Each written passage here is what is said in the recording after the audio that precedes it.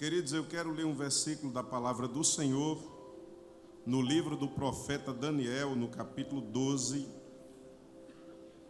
e o versículo de número 4, e com a ajuda de Deus e a oração dos nossos queridos irmãos, adolescentes e toda a igreja, falar um pouco sobre adolescentes resistindo às influências da mídia.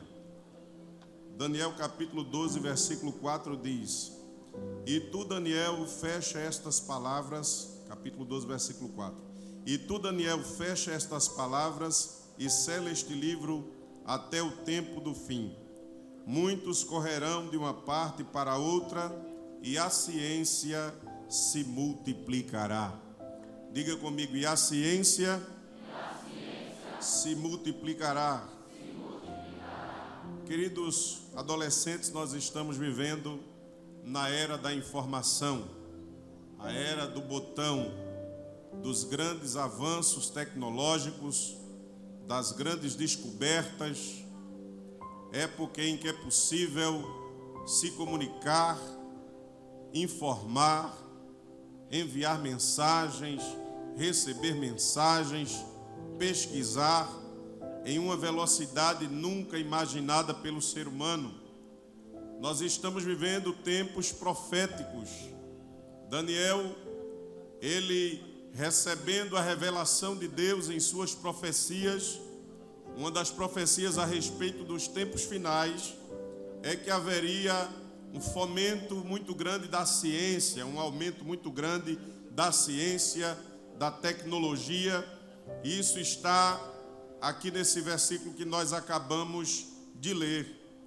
Queridos irmãos e queridos adolescentes, é bem verdade que a mídia, ela faz parte do nosso dia a dia, faz parte dessa era chamada pós-moderna, e é quase inconcebível pensar no nosso dia a dia, no trabalho, na comunicação, nas nossas tarefas diárias, sem os recursos midiáticos.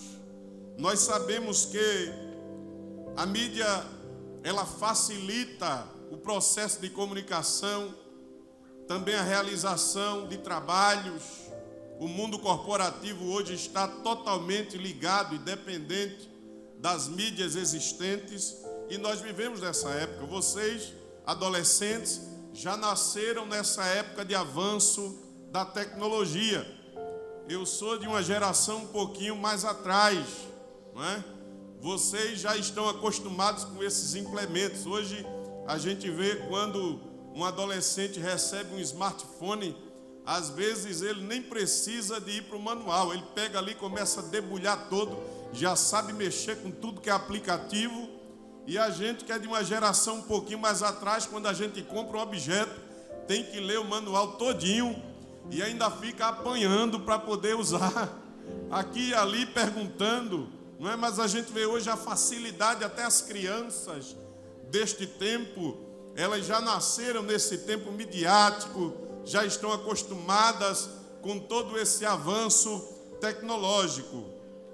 Quando nós vamos definir mídia, de acordo com alguns dicionários, mídia é o conjunto dos meios de comunicação e informação. Também pode ser cada um desses meios de comunicação individualmente, como o rádio, o jornal, a TV, as revistas, a internet, não é? As redes sociais que são tão presentes na atualidade. E nós sabemos que ela é útil, como eu acabei de falar nessa pequena introdução. E eu coloquei algumas utilidades aqui sobre a mídia, porque o objetivo desta palavra, desta singela reflexão, não é demonizar a mídia como um todo, né? Porque nós sabemos da sua utilidade, mas falar assim dos males que o mau uso dela pode trazer, não é?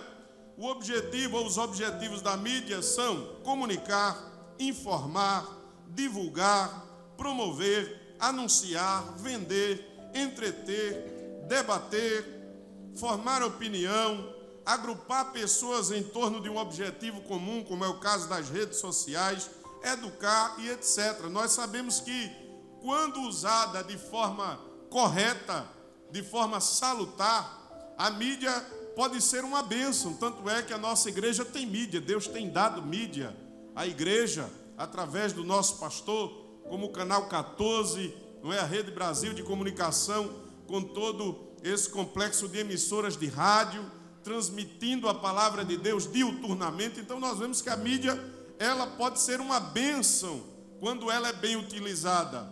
Mas, queridos, nós queremos falar hoje, dentro do tempo que nos está proposto, sobre as más influências da mídia, sobre o lado negativo da mídia, o que a mídia é capaz de fazer, de influir, porque nós sabemos que a mídia tem o poder de formar opinião, ela tem o poder de influir no comportamento de uma pessoa, de formar os pensamentos, de formatar a opinião de uma pessoa, e é aí onde está o perigo. E eu quero falar sobre alguns desses males, ou dessas más influências. E o primeiro mal causado pelo uso excessivo da mídia, que eu quero abordar aqui, é a perda de tempo. Nós estamos vivendo em uma época em que as pessoas estão adquirindo um vício novo, que alguns especialistas chamam de hiperconectividade. As pessoas estão cada vez passando mais tempo com as mídias, passando mais tempo com entretenimento proporcionado pela mídia, estão usando cada vez mais os seus aparelhos eletrônicos para receber novidades, e a neurociência já prova que o cérebro, ele tem uma necessidade de estar sempre adquirindo novas informações, e com base nisso, a mídia está cada vez mais aumentando esse leque de informações, e essas informações vêm numa velocidade cada vez maior. Mas muita gente está cada vez mais perdendo tempo. Há casos de pessoas que conseguem passar até 8 horas conectadas na internet. Você já pensou o que é um ser humano passar 8 horas olhando para um monitor? E alguns até sacrificando o corpo, retardando as necessidades fisiológicas. Às vezes dá vontade de ir ao toalete, mas fica ali, porque não pode perder aquilo, não é? Está tão envolvido.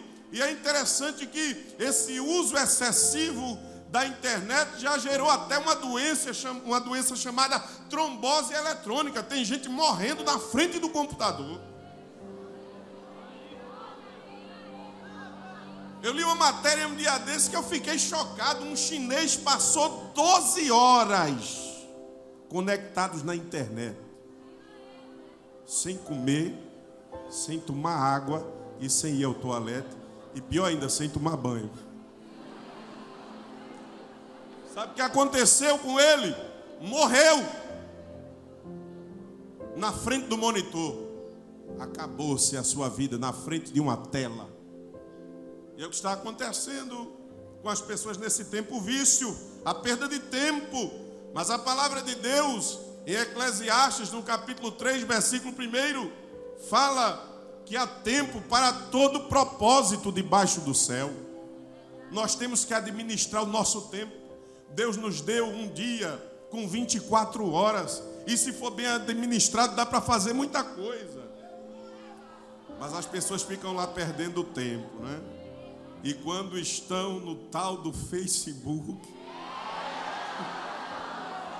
parece que o tempo não passa, não é? Fica lá.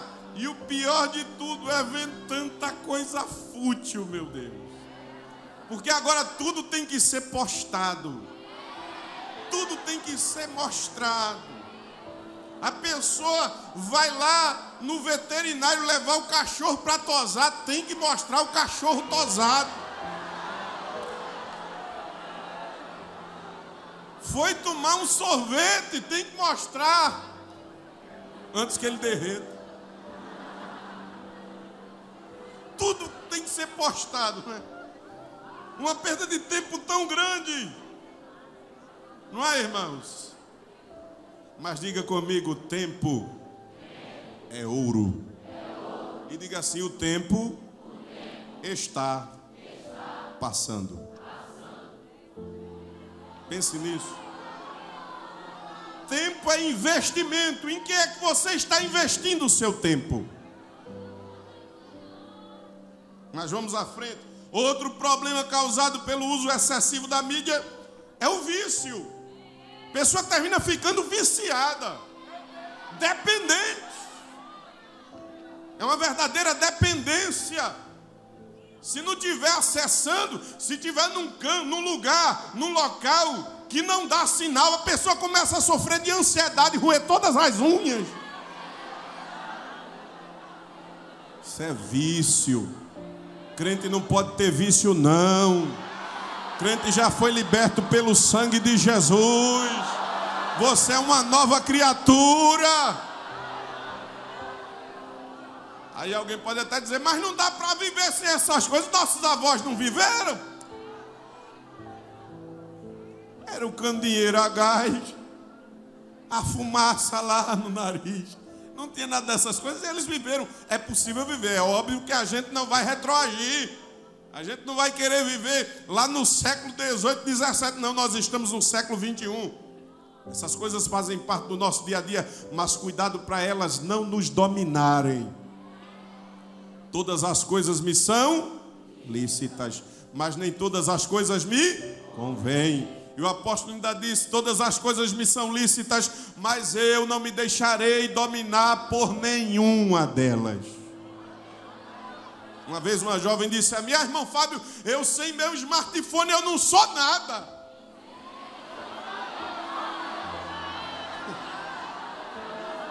Eu disse, sem Jesus é que você não é nada, minha filha. Que a gente vive sem smartphone. Se não tiver condição de ter um, e se tiver condição pode comprar. Agora só não fique viciado.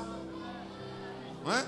Mas a Bíblia diz em Daniel, capítulo 6, versículo 4, que Daniel era um homem que não tinha nem vício e nem culpa.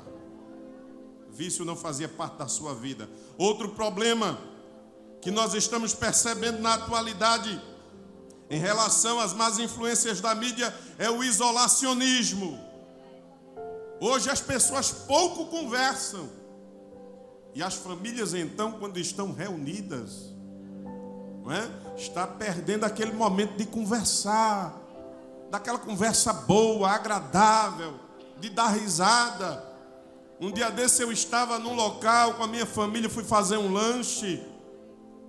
E daqui a pouco entrou uma família e sentaram-se na mesa ao lado. E eu observei assim, olhei para eles e eu percebi que quando eles sentaram, eles não conversavam. Cada um sacou um celular do bolso e começou a teclar. Não tinha conversa não. Aí um teclava uma coisa e enviava para o outro. Veja, o outro está aqui na minha frente, mas eu não estou conversando, eu estou enviando. E eu disse, meu Deus, que língua é essa que eles estão falando? E aquele negócio só apertando aquele botão, aí mostrava para o outro balançava assim com a cabeça, fazia uma mímica. Eu disse, misericórdia, que língua é essa? Deve ser uma língua de outro planeta, mas não é o ligame social que está sendo cortado. Nem na hora de comer as pessoas têm mais sossego. Tem que tirar a colher da boca e colocar no prato para poder postar, tirar foto da pizza e colocar ela para todo mundo ver. A mídia está invadindo as nossas vidas, as nossas famílias. As pessoas estão perdendo o contato, a conversa de pai e filho. O momento de perguntar como é que está, como é que vai a vida no colégio, os amigos, isso está se perdendo. As pessoas estão se projetando para o mundo virtual cada vez mais. É o que está acontecendo.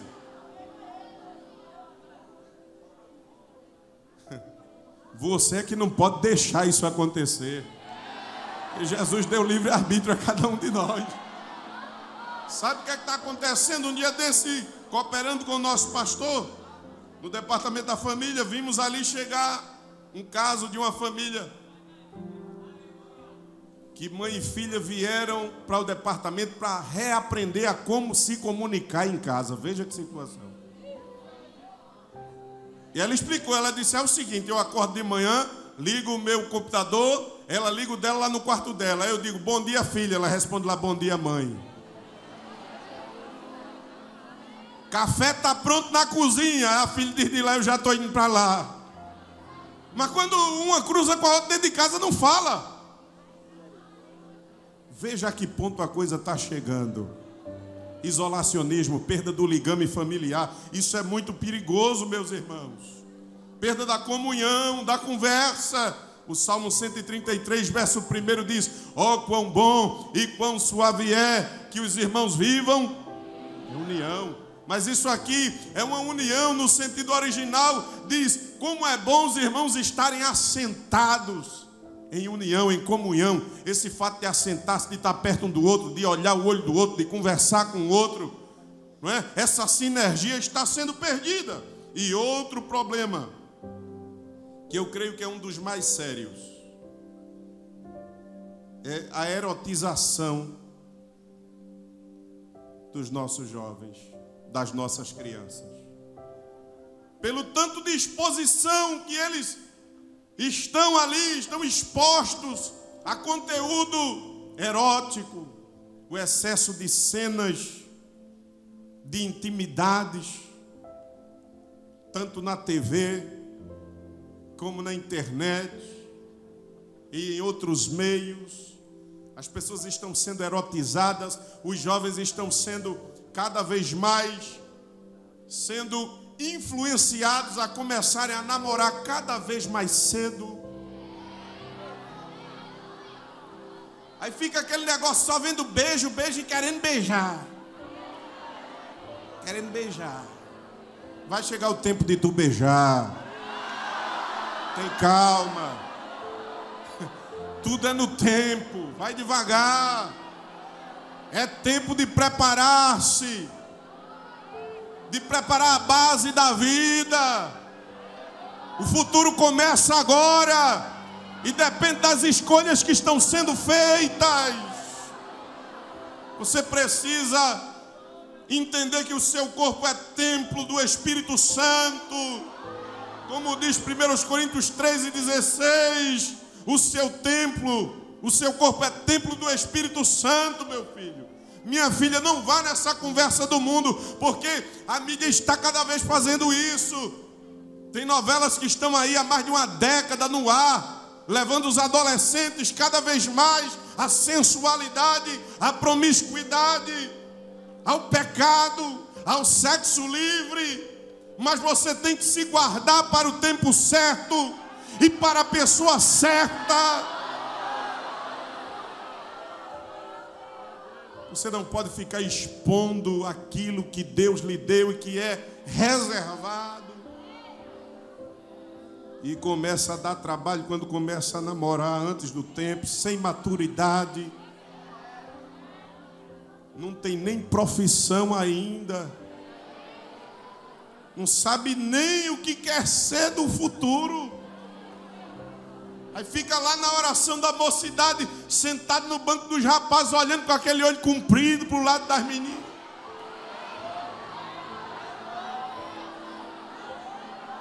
Fica piscando o olho. Se eu fosse uma moça, eu dizia, vá lá no oftalmologista, que você está com problema de visão.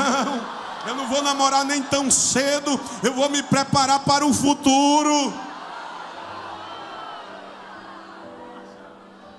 Fica na escola perdendo momentos preciosos.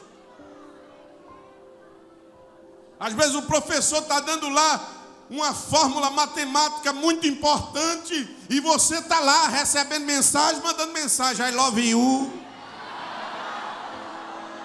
Tu vai ver o I love you quando tu te casar. Está lá o professor passando lá uma equação do 2º grau, dando regras de gramática, de ortografia, e você perdendo, mandando mensagenzinhas românticas. Tudo tem o seu tempo. Olha, eu creio que toda jovem devia fazer uma oração que uma moça fez, e que eu conheço essa moça. E um dia ela, na adolescência, ela disse assim: Jesus, toma a chave do meu coração e só entrega à pessoa certa. Pois não é que Jesus entregou logo a mim?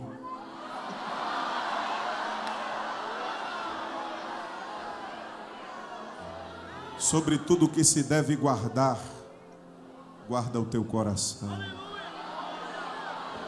Você pode dizer isso a quem está perto de você: guarda o teu coração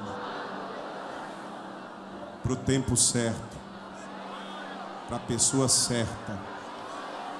Deixa de agonia, deixa de pressa. O teu corpo é templo de Deus. Tudo tem um tempo. Não permita ser erotizado por essa mídia que não tem compromisso com Deus. Outra coisa que eu percebo, querida igreja do Senhor, amados adolescentes, um dos grandes males da mídia é a indução ao consumismo.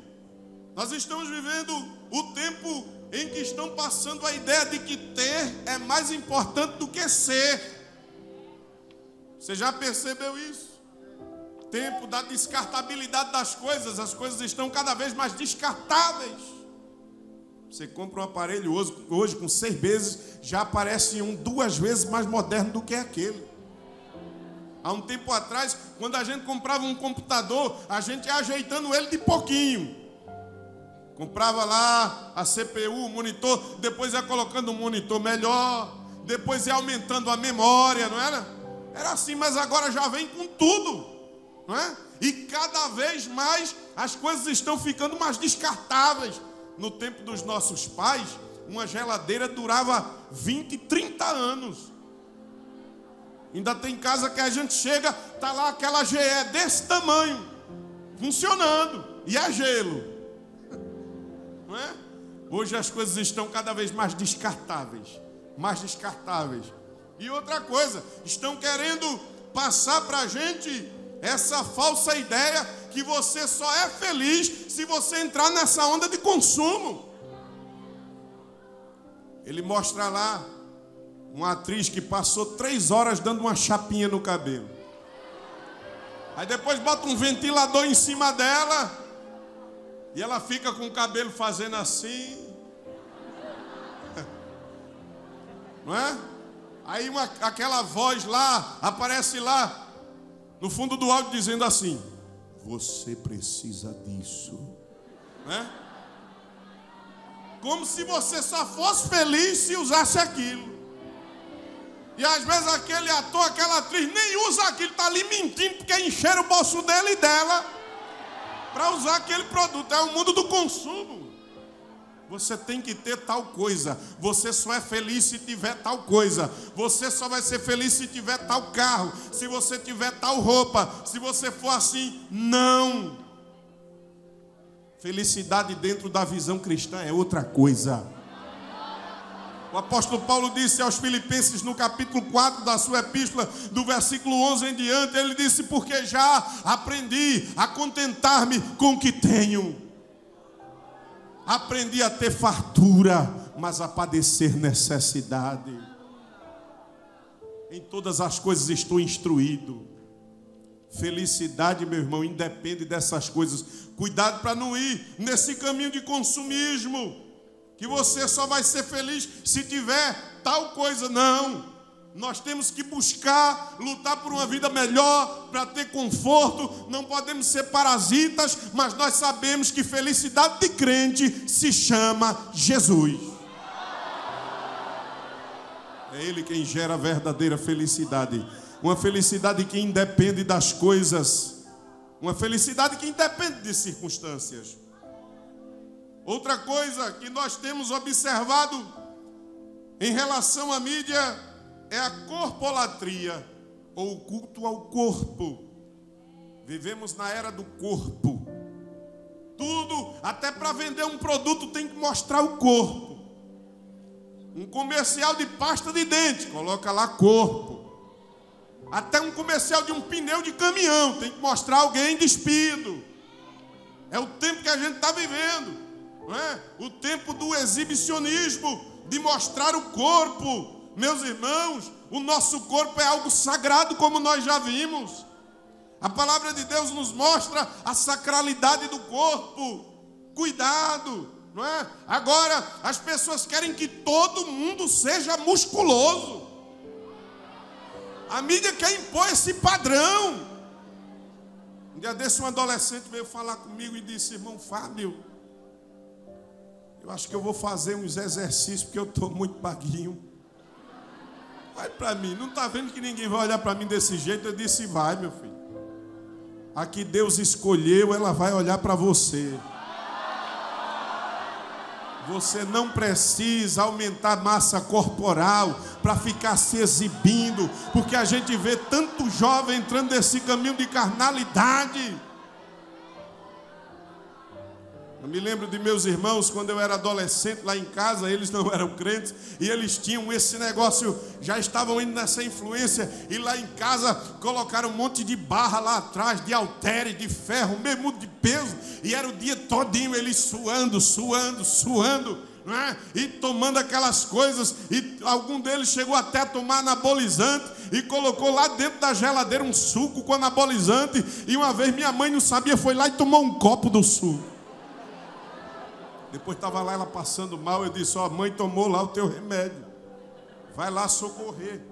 E eu dizia para eles: olha, um dia eu vou ver vocês tudinho careca e barrigudo.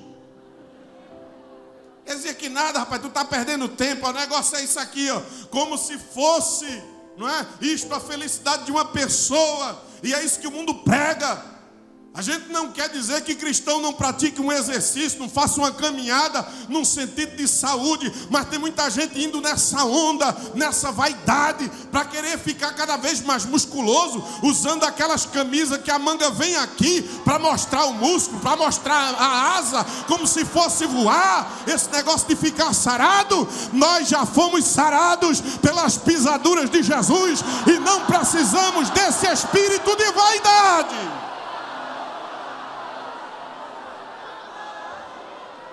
Isso é carnalidade.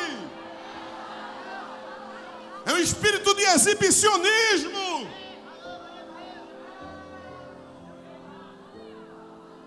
Me permita dizer, e até infelizmente tem jovem cristão que coloca poucas roupas, quando vai a um lazer, tira uma foto, bota lá para todo mundo ver o seu corpo, como se fosse verdura na feira que todo mundo vê, como se fosse uma mercadoria, um produto barato. O que Deus deu a você é muito precioso, tem valor. A nossa vida tem que estar escondida em Deus e não na vitrine do diabo. Outra coisa, um outro problema que percebemos em nosso tempo é a degeneração cultural. As pessoas estão cada vez mais tempo nas redes e lendo menos. Lendo menos. Lendo menos.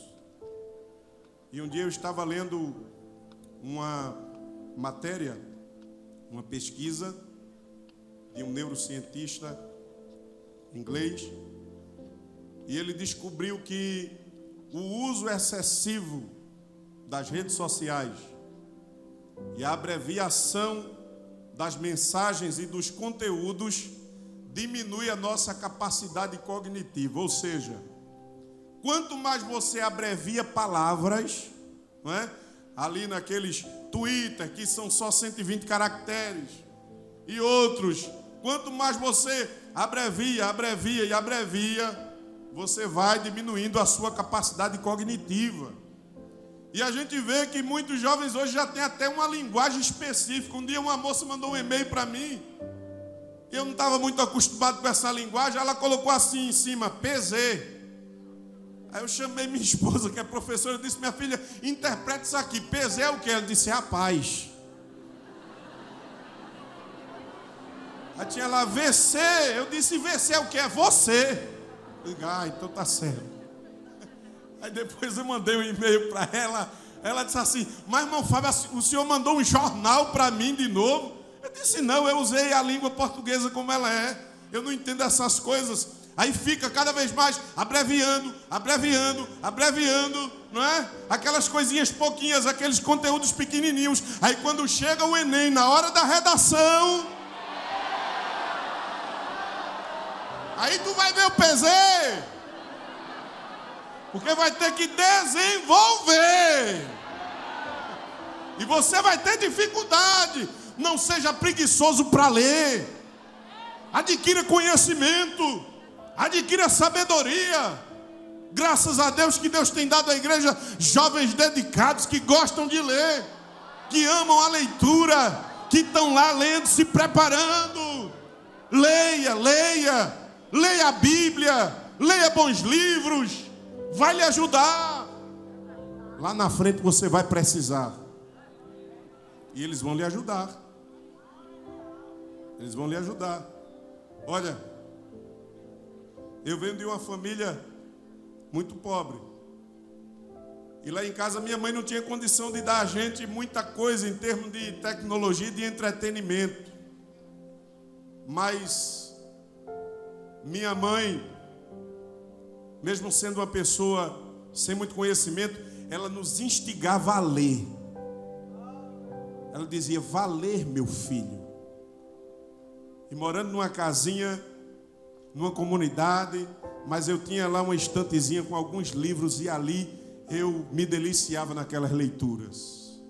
Lendo, pegava a Bíblia, lia a Bíblia, lia, pegava bons livros, lia.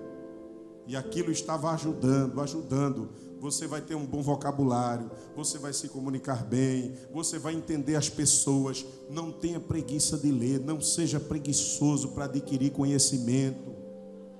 Porque tem jovem que diz assim, eu sou filho do rei, precisa disso não. Aí vai o filho das trevas, se sacrifica e passa na frente dele, porque Deus não dá valor a quem é preguiçoso. Mas aqui está uma geração que Deus vai dar cada vez mais conhecimento, que vai entrar em muitos lugares para fazer a diferença. Aleluia, glória a Deus. Isso aqui não é clichê de pregador não. Eu tenho certeza que aqui Deus tem pessoas para colocar dentro de faculdades, para colocar dentro de grandes universidades, para ser pensadores e influenciar essa geração. E eles estão aqui.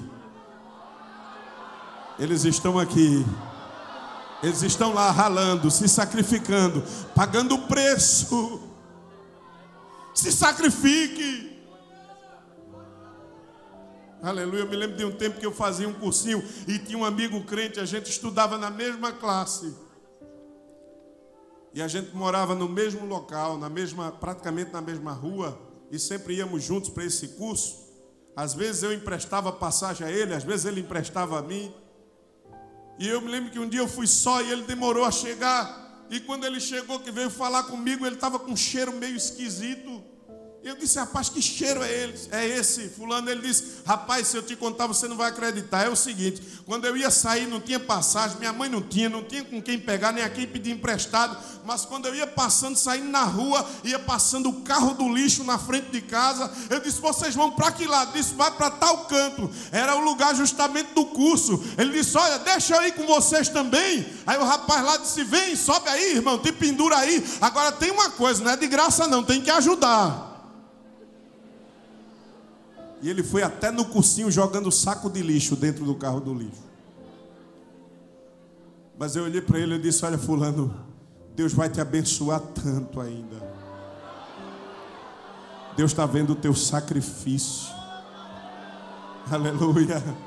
E Deus abençoou ele mesmo. Ele foi para a aeronáutica, fez concurso, passou para oficial, construiu a casa da mãe. Deus deu a ele uma esposa crente. É um homem abençoado, mas tem que ter sacrifício. Porque nada vem assim de paraquedas para a vida da gente. Tem que ter sacrifício. Outro problema, meus queridos irmãos, que nós observamos é a rebeldia desenfreada que nós estamos presenciando na atualidade. Uma geração de jovens que nós estamos vendo sem Cristo, depredando o patrimônio público, quebrando tudo, acabando com tudo, não teme a Deus, nem aos homens, nem a polícia, nem as forças repressoras da sociedade. É o que nós estamos vendo. Um espírito de rebeldia que está tomando a juventude sem Cristo. E nós temos que tomar cuidado para que esse tipo de coisa não venha nos influenciar. Porque em Efésios capítulo 6, a palavra de Deus nos ordena ali, a partir do versículo 1, honrar o nosso pai, a nossa mãe. Em Romanos capítulo 13, a partir do versículo 1, respeitar as autoridades constituídas. Nós somos crentes. Para manifestar o nosso pensamento, não precisamos depredar nada, nós somos da paz.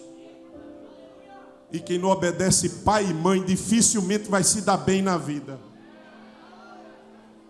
Tem que obedecer pai e mãe. Tem que honrar pai e mãe. Vivemos num tempo de rebeldia, de desrespeito aos pais, de falta de consideração com os mais velhos. Mas, queridos, eu também quero dizer aqui uma outra coisa em relação à influência da mídia, é que muita gente está tendo os seus sonhos e as suas projeções de futuro sendo totalmente influenciados pela mídia. E eu gostaria que você olhasse para mim agora, nesse momento, para a gente refletir um pouquinho nisso. E esse silêncio aqui é maravilhoso, viu? Esse silêncio é um silêncio de reflexão, que eu sei que vocês estão prestando bem atenção.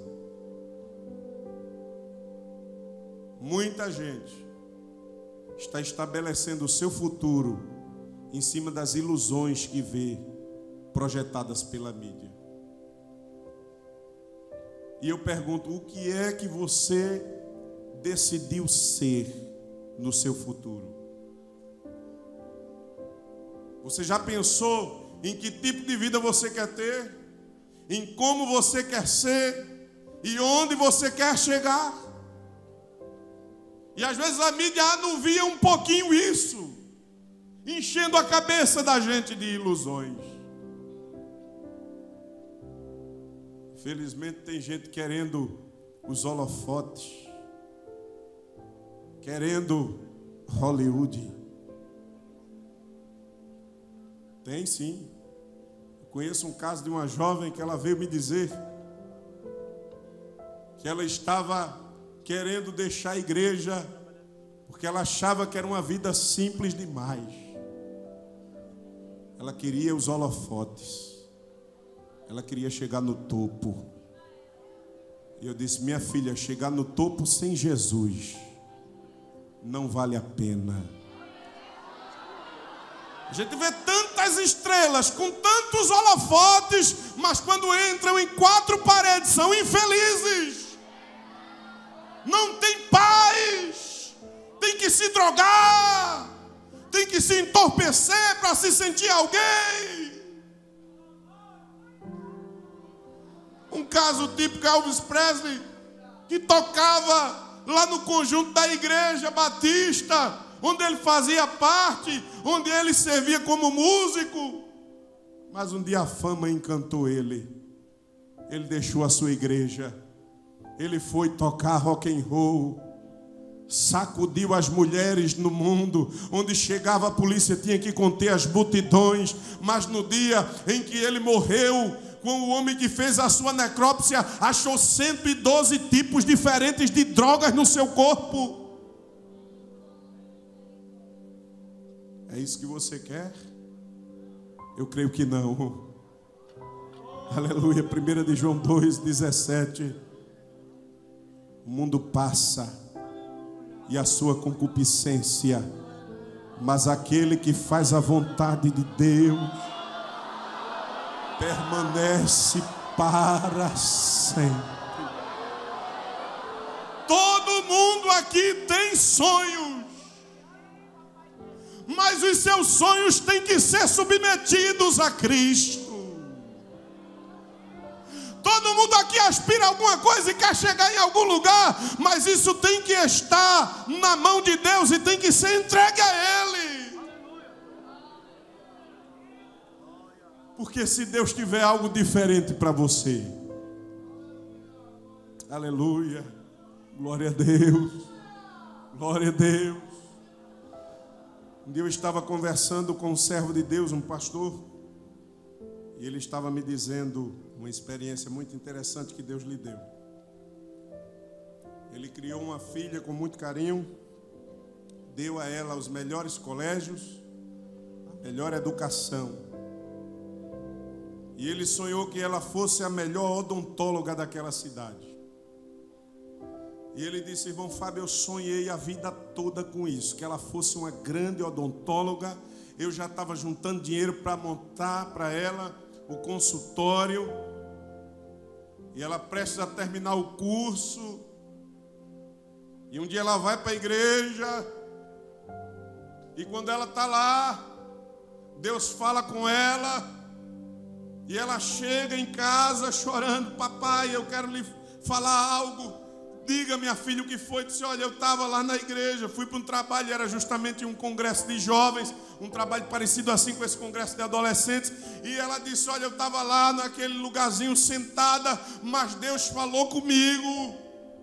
E Deus disse que me quer lá na Amazônia, dentro de uma tribo indígena, cuidando deles e pregando o evangelho. E aquele homem começou a se preocupar, mesmo sendo um pastor, porque pastor também sonha, se projeta também, não é como pai. E ele começou a ficar perturbado com aquilo, e ele foi orar e disse: Deus, não foi isso que eu sonhei para ela. Tu chamasse a mim para pregar a tua palavra. Eu amo as almas, eu quero ganhar almas, mas eu passei a vida toda sonhando com essa menina, para ela ser uma odontóloga, para ela ser famosa. Eu já tenho até um lugar para abrir um consultório. E quando ele calou-se, Deus disse: muito bem, isso é o que tu sonhaste para ela, mas tu te esqueceste de uma coisa. Antes dela ser tua, ela já era minha. E esse é o meu propósito para a vida dela.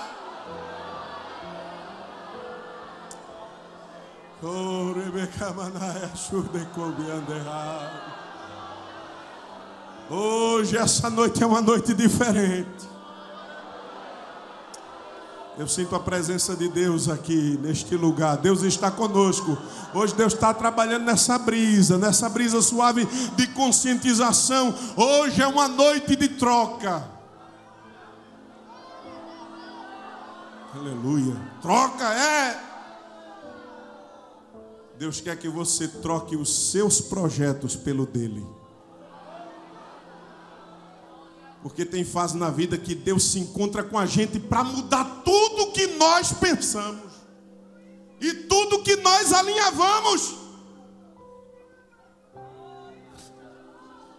Eu sinto a presença de Deus aqui. Deus está redirecionando vidas e sonhos aqui nessa noite. Aleluia, aleluia, aleluia. Glória ao nome de Jesus. Eu me lembro quando eu estava com 23 anos, recebi uma proposta tentadora para sair do país, para ganhar bem, para ir para outra nação, um emprego, carro, lugar para morar, tudo. E eu estava feliz da vida.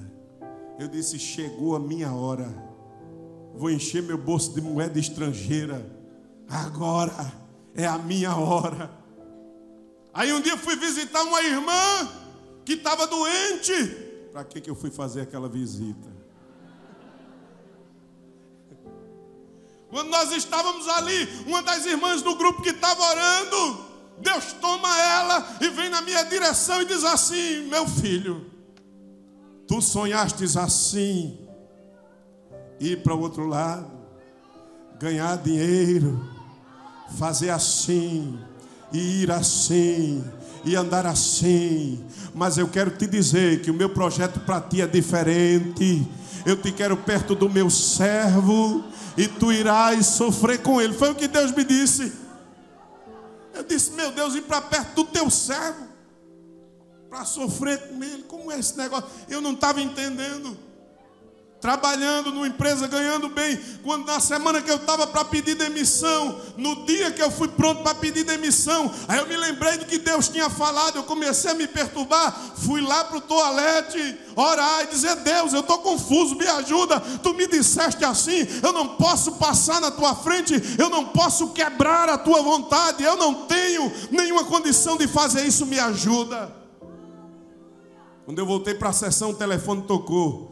O gerente me chamou na sala dele. Quando eu cheguei, tinha lá um pastor enviado pelo pastor da igreja. Eu disse: aqui é bronco, o negócio é sério. Um pastor e o gerente juntos, aqui é problema. Quando eu entrei na sala, o pastor disse: senta aí, meu filho. Olhe, o pastor Ailton mandou buscar você para trabalhar no Tempo Central. E ele disse que não é para perguntar a Deus, é para você ir. Você vai ou não?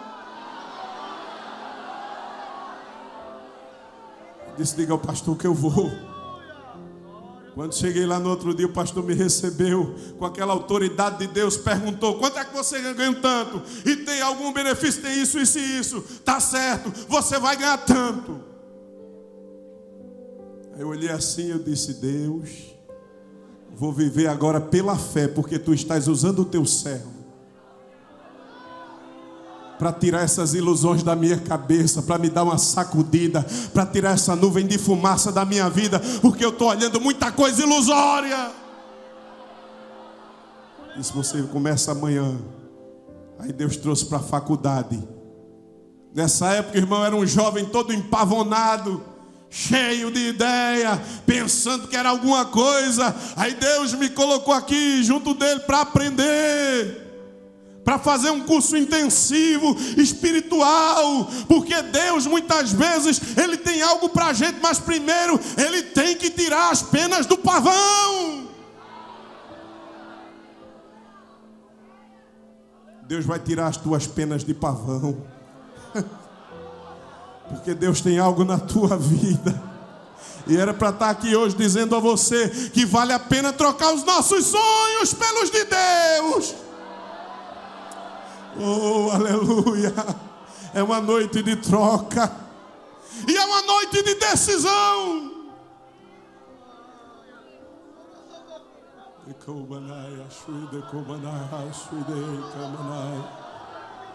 Noite de decisão neste lugar. Você quer ser alguma coisa para Deus?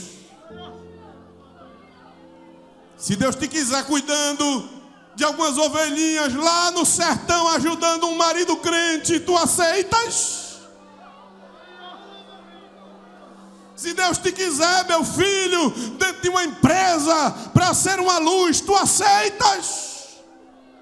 Se Deus quiser te colocar numa faculdade para ser uma luz, tu aceitas? Mas se Ele quiser você em um lugar onde não tem holofote, em um lugar onde não tem primeira página, em um lugar onde não tem projeção, você aceita?